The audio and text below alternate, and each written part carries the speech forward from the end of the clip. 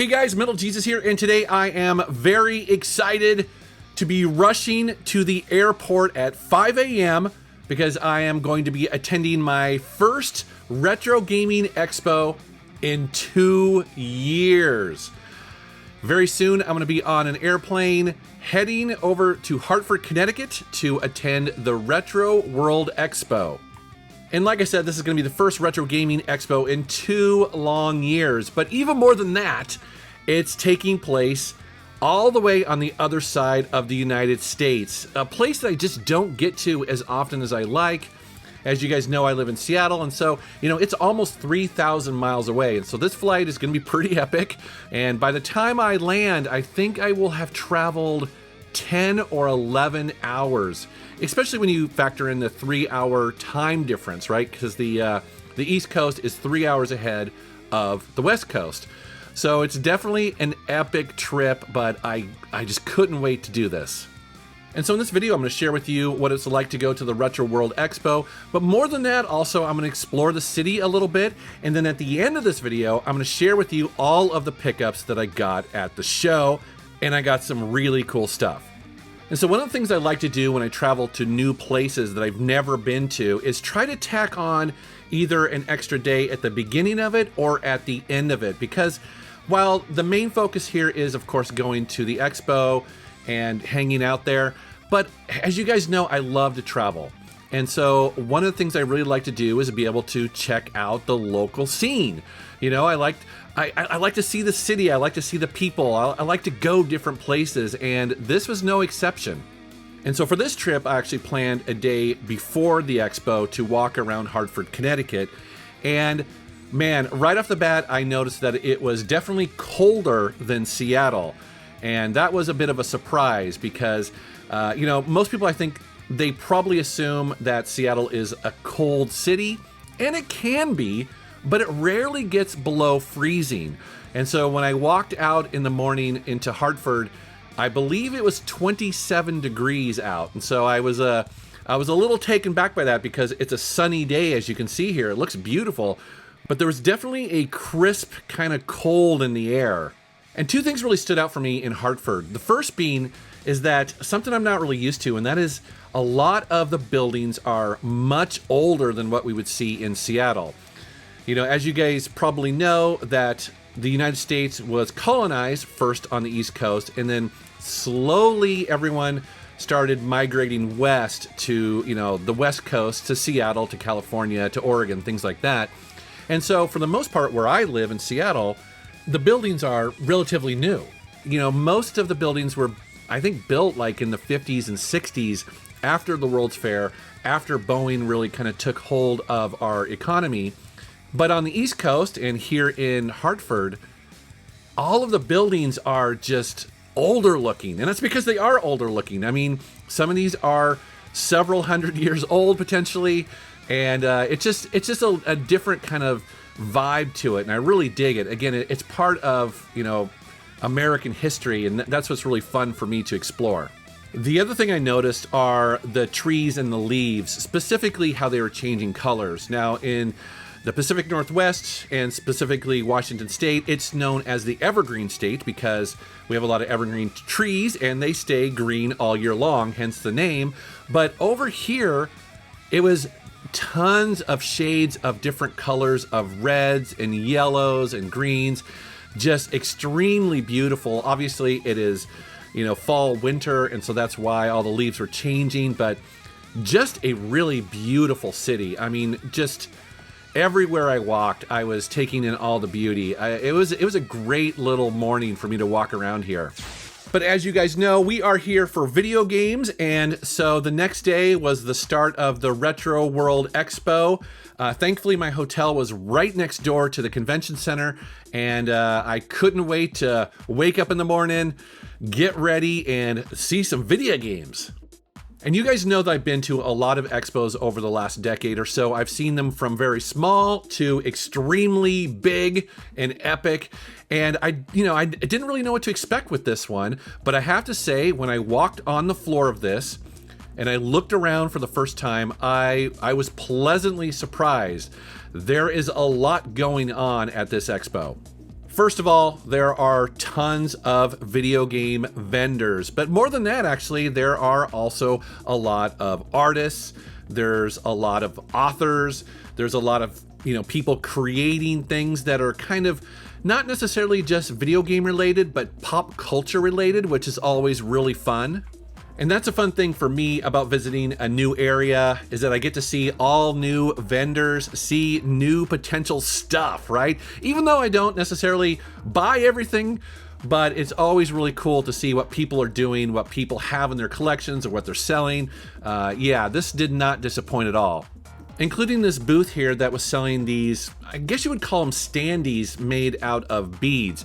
Now, I've seen these before at other expos, but I do have to say that this particular booth here had some of the better looking ones that I've seen in a while. I was particularly blown away by the Shantae ones here. They had Metroid and some other, characters. I could have spent a ton of money here, but I did definitely pick up one of these. Also, check out this booth here that had all these metal pins, specifically these ones that were based on classic PC games. That was definitely speaking to my heart. He had an entire section here of Sierra ones. I did pick up one of these. I'll save it to the end. There were so many to choose from, to be quite honest. Again, I could have probably bought them all. He also had from other video game publishers as well. It was really hard to pick which ones I actually wanted, but you'll see at the end. One of the fun things about going to expos is that often they'll have dedicated arcade and pinball sections set up, and they're always set to free to play.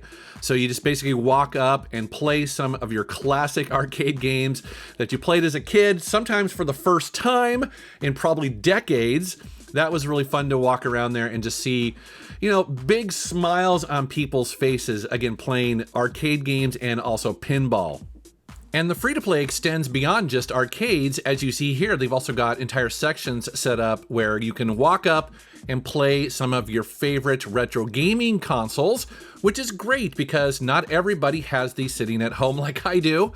And you can walk up and play either, a classic game or sit down and do some multiplayer. It's awesome. Now, this particular expo had two things going on that I had never seen before at an expo. The first one being this live TV game show area where there would be an audience of attendees and you could get up there and you could play, game shows, video game shows, and they were all classics. And I thought this was just an absolutely brilliant idea. Unfortunately, I didn't get to hang out here quite as long as I would have liked, but I did. I love this idea. I'd like to see other expos do this as well. And then check this out. They had live wrestling matches in the expo. And I just thought this thing was so awesome. I mean, the audience was into it, man. It's like they were really into it. And the performers were going at it. There was lots of drama. There's lots of ass beatings. It was pretty funny and very cool to see. Another thing I really like about going to expos is meeting up with fellow YouTube creators. Some of them that I've maybe met in the past, and others we've only met online and we're meeting for the first time. Again, another great reason to kind of go way past where I normally would and go to the East Coast. So you see, obviously, Pat the NES Punk here. He was selling some of his books. He's got a new version of that. Also, Pixel Dan, a really cool dude who focuses primarily on vintage toy collections. I actually am a subscriber to his channel, and so it was really cool to see him and meet him in person. Of course, Norm, the video game historian, as well as a bunch of other YouTubers that I probably should have got photos with, but we were all running around like crazy people. Now, this expo did something different when it came to the live auction. Now, if you're not familiar with what these typically are, well, people will donate things to be put into the auction, and then they have it later on in the day, and anyone can bid and try to win these things. Now, in Portland, they are often extremely uncommon and, mostly collectible, rare things, and they typically go for a lot of money. However, at this expo, that was not necessarily the case. Now, they did have a lot of really cool, unique items, as you would expect, but what was really different and something I had never seen before was all of these lots, these collections of fairly common things. They would have collections of, you know, Commodore 64 games or PS2 games or PS1 games or Saturn or, you know, 3DO. And basically, you know, it was more kind of like geared towards, I think, the average collector. And that was something I thought was really cool to see. There was a lot of excitement with this because, again, I think most people were like, yeah, I'd like to get in on this. This might be something that I can actually afford. And then the other thing I think people are probably curious about are the prices. You know, are there any good deals to be had at expos like this, or is everything just extremely expensive? And my answer to that is yes, to both. I mean, you know, one of the reasons why people like to go to expos like this is because it is a concentration of a bunch of vendors that have a little of everything. And so, you know, if you're looking for something that's kind of obscure or maybe even common, you can typically find it here, but there are also a lot of other people, you know, that are willing to pay for it as well.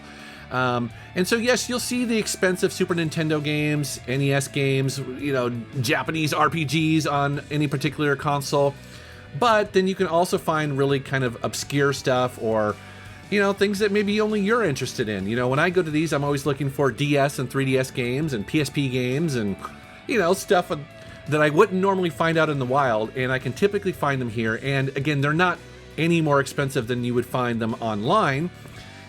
And the benefit is that you're not going to have to pay for shipping, right, at an expo. And you can open it up and you can actually see the condition it's in. You just have more confidence when you buy at an expo like this.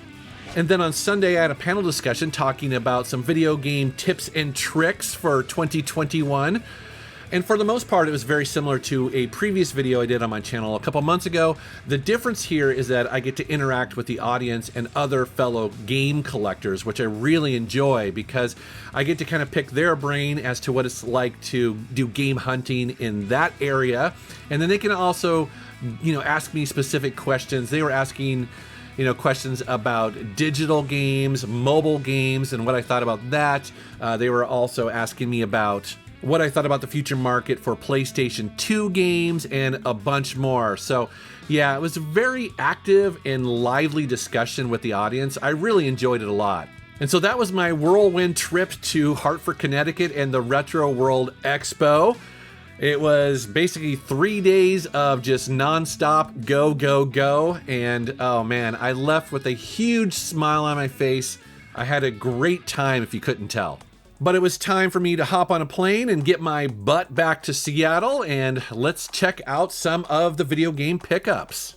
Now here's the deal. I've been talking about potentially going for a complete PSP collection for years now. And at this expo, you know, a lot of people would come up to me and ask me, hey, what are you looking for? And I would always say, oh, PSP games. And you know, a lot of people were like, oh yeah, I heard you might be going for a complete collection. And you know what? I had to just be honest with myself. I had to look inside and go, you know what? I would really like to go for a complete North American PSP collection. So at this expo, that's what I declared. I basically was just admitted to myself that this is a thing that's going to happen. And so it was actually pretty cool because then I was like, okay, well then I know which ones I need, so I'm going to go ahead and just pick them all up. Now, thankfully, I've already got a lot of the heavy hitters, a lot of the expensive games on the PSP, so the vast majority of games that I need actually are relatively inexpensive, as you'll see. Now, that doesn't mean that I won't pick up the random, you know, Japanese import, as you see here. I found 2 of them at this expo here. I just figured I'd pick them up because, again, they look kind of interesting and I didn't have them. But it does mean that I'm going to be getting a bunch of sports titles. These are the games that I've kind of avoided over the last couple years because I just typically wouldn't necessarily play them. However, the great news is that they are really cheap. Most of these I bought for $5 or less. And that's a great thing because that doesn't mean it's going to hurt my wallet to pick them up. Also, a lot of the movie licensed tie-in games aren't very expensive either. I did see 2 Vita games that I didn't own. The first one there is Operation Babel, and I guess that is a dungeon crawler. So when I saw that, I was like, oh, well, that's a game I would actually play. And then the other one, Norm 9, I think is a visual novel. So that's maybe not a game I would play. I don't really know anything about it. I actually think it's probably for, well, I think it's designed for female players. So I may actually pass that one on to my wife. A fan of my YouTube channel stopped me while I was walking around and gave me these 3 shareware games here. So these were for MS-DOS, and I don't have these in my game collection. And unfortunately, because it was so crazy on the expo floor, I don't remember your name. So if you're watching this video, please post a comment below so I can heart it and also thank you. It was just insane. So many people around. And again, I'm sorry that I missed your name. Here's something I hadn't seen before. This is the Nintendo 3DS card case. And I guess this was a Club Nintendo release here. It's got a bunch of reversible covers that you can choose to use here. Every once in a while, I do see different Club Nintendo stuff on the show floor of an expo. I've never actually gotten any myself directly from Nintendo. I don't even think they do these anymore, actually, but this was a relatively inexpensive purchase, and I thought it was pretty cool. I like the 3DS, so I picked it up. And then here is something extremely special to me. So at my booth, I had a bunch of people lined up, and I was talking to them. I was taking photos and signing things, and one of the people in line introduced himself as Evan Amos. And I knew immediately who he was because I did a video on the original version of this book several years ago, and I didn't realize actually that there was a new version of it, and I'd never met him in real life before. But let me tell you guys, he is extremely important to the retro gaming community. So if you're not familiar with Evan, he is the guy who takes those photos that we all see of our favorite game consoles. He basically takes the photos and uploads them for free for everyone to use on Wikipedia. And you see those all over the place. They're the definitive photos of all of our favorite consoles, and they're used everywhere. I mean, I've used them in my own YouTube videos. Most people do. He even said that actually Sony, in their press conferences, has used some of his photos from Wikipedia. And so this is a book where he collects all of those photos, as well as giving you some background and history of each of them. And it really just kind of works as a visual encyclopedia of, 40 plus years of gaming. And I noticed he's tweaked the book in his photos a little bit here to make them probably a little bit more readable, a little bit more presentable. Plus he's added stuff that he didn't have before. But I'm telling you, this is such a great book. I love how it has all of the really popular consoles in there, as well as the really obscure stuff. Yeah, it's really cool. And again, I was totally fangirling out when he was there. I was so glad that he came to the expo and introduced himself. I had him sign my book because I was like, dude, I am such a fan. So if you like this sort of stuff, please go out and buy his book. It's awesome. I mentioned that booth that had all of that bead art, and you see the one I picked up here, the Shantae one. I should probably find out exactly what that's called. I call it bead art. I don't know what else to call it, but anyways, I love this. They did a great job here, as well as I had a fan give me some of their own, and you see it here. A little bit of a different look to it as well. Looks a little bit more kind of melted together. So there's obviously different styles of doing these. I thought that was pretty cool. So anyways, guys, that is a recap of my trip to Hartford, Connecticut to visit the Retro World Expo. And I want to thank the organizers and everyone involved with the expo for just making it possible for me to come out there. I've been wanting to do it for a while, and I'm really glad that we were able to make it work this time. I had a great time there. I met so many awesome people. Just everyone there just had a huge smile on their face. It was something really special, and I left there just thinking, man, I can't wait to come back. But thank you so much to everyone who came up to me, said hi, told me your story, told me about your game collection, and also everyone who visited my panel and had a great discussion there. So I really enjoyed it. All right, guys, well, thank you very much for watching. Thank you for subscribing, and take care.